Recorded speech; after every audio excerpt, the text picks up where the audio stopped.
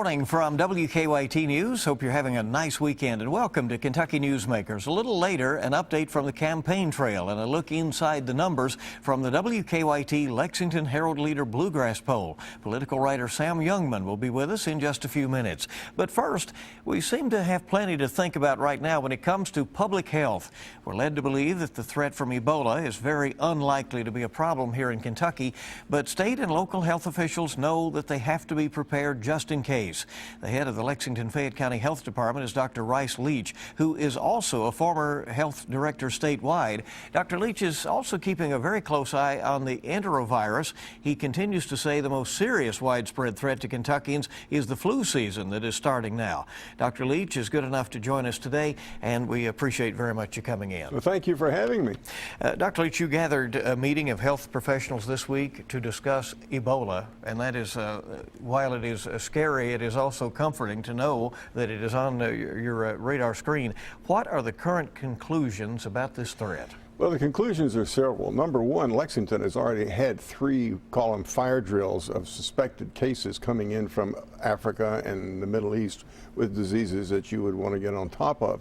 And between the doctors, the hospitals, our health department, the state, and the Centers for Disease Control, we have assessed each one of these things in a timely fashion and know what we're dealing with. And so one thing is we are assured that we have a system that works. So what did we conclude from this meeting on Monday? Well, we concluded that one, we're in very good shape, but number two, we have some things we could do better. For example, if Lexington had a person come in from Africa and turned out to have that disease, and the system worked the way it has this summer, we would know about it very quickly and hopefully have very few contacts. If we had a situation like Dallas where they may have had as many as 100 people, we have to get on top of that fairly quickly, and that would take some more help. So we concluded that at some point we need to do training for other people to help us collect information on people that the health department would in turn follow up on. So you would have people believe that prudent steps are being taken on the local, federal, and state level to lessen the chance of the spread of this Ebola virus? Yes, sir. I would say that. We've demonstrated it here in Lexington, and that's the thing that I hang my hat on. This, for whatever reason, the doctors, I can't give enough credit to the physicians. These docs had a patient come in sick, knew they'd been in a high-risk area, put it together, called us the same day they saw the patient. And that's how you get ahead of these things. What did you think when you got those calls? Going to be a long weekend. And it was. One of them was over Memorial Day weekend. We didn't think it was the real thing, but in my line of work, you have to assume it is until you prove it isn't. How long have we been watching Ebola as a threat to public health around the world? I first heard about it probably 25 years ago as something to be concerned about, because in all that time we still don't have a vaccine and we still don't have an antiviral that works against it. But it was always over there in Africa. You may remember a movie with blocking their names, but anyway, they were going to drop this bomb into this area in California to burn it up. That was one of those hemorrhagic fever viruses from Africa. So this stuff's been around, and it's been on the radar, and it's been talked about. And even the airport, when they were there the other day, their contingency plan for people getting off airplanes identifies the possibility of this. So it's been around a long time, but there's nothing like the real thing to stimulate interest in confirming assumptions about what we do that's being done right and finding out things we can tighten up a little bit. Do you think people are being properly screened at this point who are entering the country? Well, one wasn't, but in general, I think so. And do you have recommendations after Monday's meeting and talking about tightening up things as to what you'd like to see happen? The key thing has been emphasized by the public health people all along. If they're symptomatic with flu type things and vomiting, etc., and they've been in a high-risk zone, we need to know about it. But everything that upchucks and has diarrhea and has a fever is not Ebola. And if they're coming in from San Francisco, chances are it isn't. Somebody asked me the other day, what if somebody comes in from Dallas? Americans have been flying them in all week from Dallas. We keep an eye on it. Will something slip through? I hope not, but we got 300 million people in this country. Something might slip through. Their issue is what are you going to do when it happens? And I think Lexington has demonstrated it's able to do that. If you got that call and you did believe it was the real thing, we what would do you do exactly the same thing we did. We would put the patient in isolation. The UK hospital has been marvelous in helping us with that. They're infectious disease guys. So we'd hospitalize the patient. We would identify the contacts the same way we did with the family coming in from the Middle East. We would go out and ask them to isolate themselves at home, and most people do that. If somebody got really resistant, there are rules on the books that let us quarantine people against their will, but so far that hadn't been a problem. And we keep an eye on them. Are they going to get sick? Are they not? And we keep them from possibly spreading it to others until that incubation period's over. So in these 3 cases where, again, it was a false alarm, Right. where these people were isolated temporarily? The kids in the family that came back from the Middle East were. The others, we found, first of all, we found out within 3 days that it wasn't anything real. But we knew where they were, and we kept an eye on them. The one person that came in was not sick with the kind of symptoms that were likely to infect people, and the contact was casual. Be like you, and if I had it and you're sitting there, that's not a problem. If I got sick on this table and you help me or help clean it up, then we'd be keeping an eye on you, Bill Bryant, for about 3 weeks. So it is the contact with those fluids that are That's really the high risk. Yeah. The fluids and the patient themselves. But people say, well, what if I sat next to them on an airplane?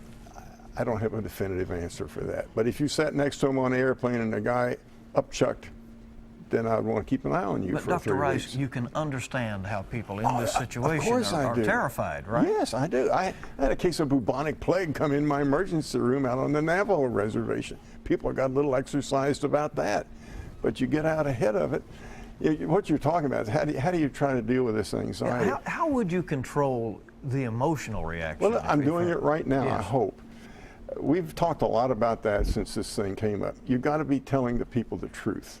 And you got to be telling them frequently. And you got to be willing to listen to their questions. I met with some doctors the other day, and they had a million questions about what if. I said, look, guys, the what ifs, you call us and we'll help you work through it. I think one of the things that came out of our meeting Monday was expressed by one person who was there, was at the end of that thing, the doctors in hospitals realize they're not in this thing alone. They've got an active, trained public health system across the country to back them up. But your viewers need to know that same thing. And every time I talk to you or somebody like you about this kind of stuff, you're an honorary health educator. The more good, solid information that makes sense to the viewers that comes out, the less the anxiety. And so people should know that your reporting requirements are there as well. If something, I mean, the hospital would have to report to you. You would then, I take it, immediately contact CDC, or what is the rule? That's exactly what happens. You may remember about 10 years ago they shut the hospital in London because they thought they had smallpox. Oh man, everybody was in on that one.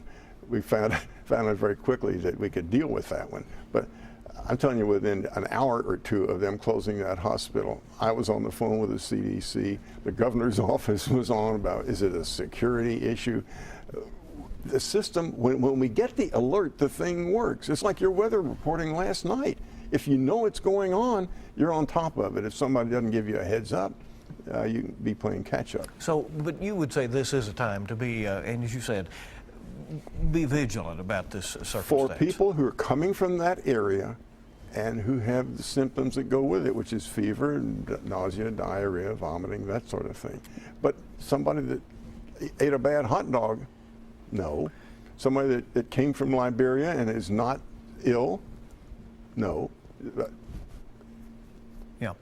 With what you know about the Ebola virus, are we anywhere close to a treatment or a vaccine? I don't have any information on that. I heard somebody on one of the national radio shows say it's the Wild West of medicine. This is a serious disease if you have it, and they're beginning to try things that haven't gone through clinical trials and everything else. But if you've got something that's 50% fatal, and you've got something that might work, and the family and the patient go along with it, that's a reasonable thing to do because it's being done under controlled circumstances and the appropriate information is being collected, and they'll find out whether things work a little or are useless. Let me just say before we go to break, and we'll discuss some other things, the enterovirus and of course the flu season, which you've indicated is a bigger widespread concern, but just your level of confidence that, that this locality, this state, this country can contain an Ebola situation.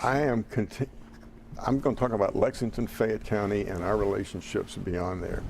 We can identify it, and I'm pretty sure we can contain it. Can I promise you we can contain it?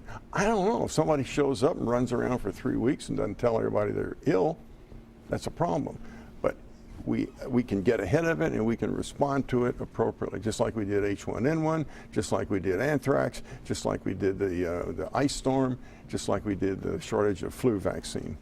Dr. Rice Leach is Lexington-Fayette County's Public Health Director. We'll be back with him in just a moment, and we'll talk about some other public health issues here on WKYT's Kentucky Newsmakers. Sam Youngman coming a little later to talk about the latest bluegrass poll.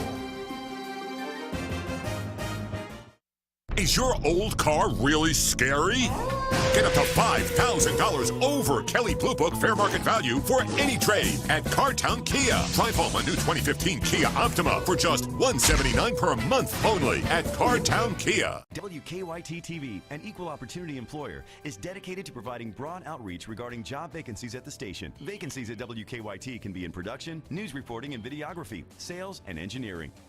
Organizations that wish to receive our vacancy information should send their request to WKYT-TV, P.O. Box 55037, Lexington, Kentucky 40555, or email your request to eeo@wkyt.com.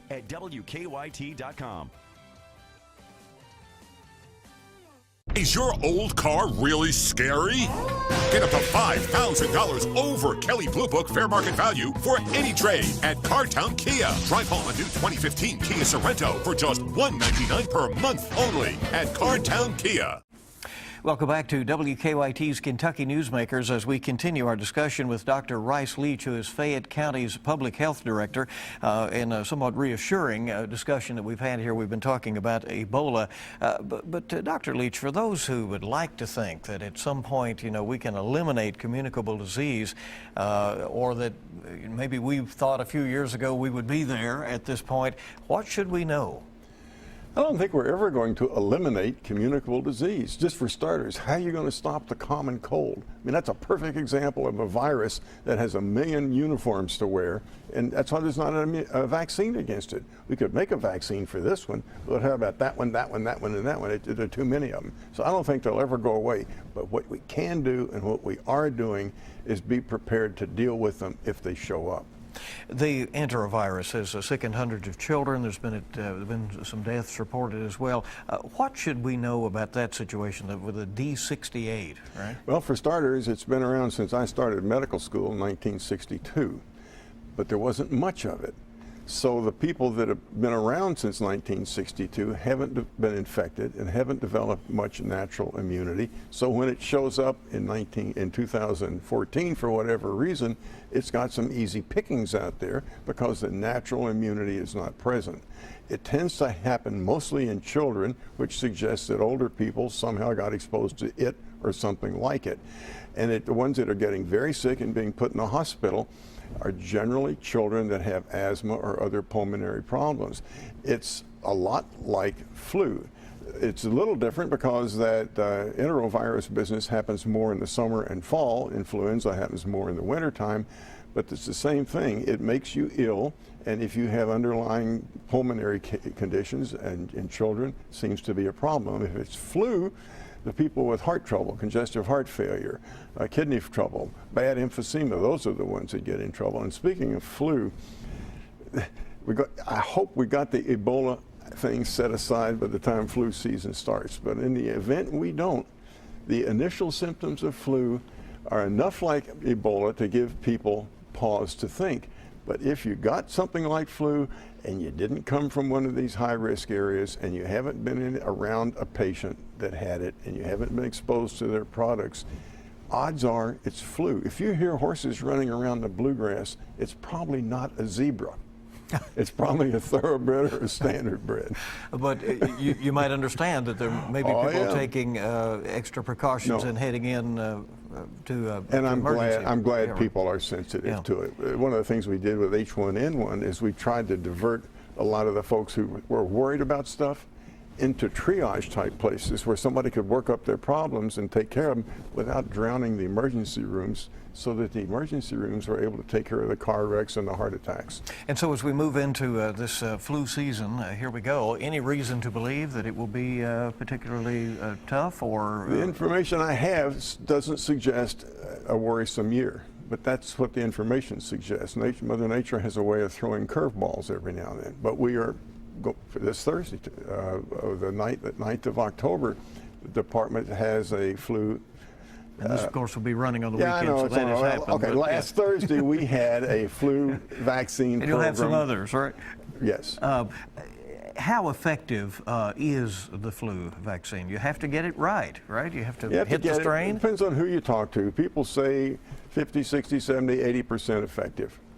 And the mist, just as effective as a shot? As far as I know, it is. I haven't studied that in great detail. And but we wouldn't be giving it if we didn't think it helped. But that is recommended in some cases Yes, for children, it is. right? Yes. All right. So, what do you say to those who have a concern about the vaccine? That and there are various concerns that you will get the flu, or that it always makes you feel bad, or what would you say about those? Well, I've been side getting effects? those shots for years, and every now and then I get a sore arm. When I was taking care of a lot of children on the reservation during flu season, I got a shot and I got flu, but it wasn't a bad case. So my recommendation is, especially if you've got heart trouble or diabetes or kidney trouble or any kind of chronic disease, asthma, get the shot, because the flu put on top of that underlying condition is a real problem. The guys playing football and basketball at UK, their big problem is going to be missing a game. But for people, particularly people at risk and little kids and older folks like myself, we ought to get a shot. And if you have it, stay home, right? Oh, if you've got flu, stay home, please. Don't come to work, don't go out, and wash your hands and wipe off telephone receivers. It's amazing how many people talking on the phone, cough a little, next guy uses the phone, you're exposed. I have a suspicion that you would tell me that the number one health issue facing this locality and Kentucky right now is probably not what we've talked about, right? I would agree with you. I think a big public health issue that we're just beginning to pay attention to from a public health point of view is homicide, suicide, heroin overdose, mental illness. The patients that we see in our clinics, in so many of them, issues like that and the lack of a decent job. In fact, the city of Lexington came up with a community health improvement plan a couple of years ago, and the three things it has are: what can the healthcare system do to help people be healthy enough to get a job? What can we do to make safe neighborhoods so they can exercise and you take away some of these risks? And then the mother lode of obesity. We got to deal with that one. But the fact that Lexington's leadership picked these other things is just amazing, because people have done studies that showed if you have good health insurance, that contributes 20% to your health status. But if your behaviors are proper and you have a decent socioeconomic status, that's 70% of the impact of positive health, and environmental is about 10. So these are the things that we've got to figure out what to deal with, because we got a pretty good handle on surgery and infections and things like that. Getting a good handle on many cancers. All right, Dr. Rice Leach is Lexington-Fayette's public health director and has been in this public health game for many, many years. 50. Is that right? Going back to medical Congratulations student. on that. 50 years ago this summer, I was in Guatemala chasing reduvid bugs. Thanks for coming. We appreciate it. We're back in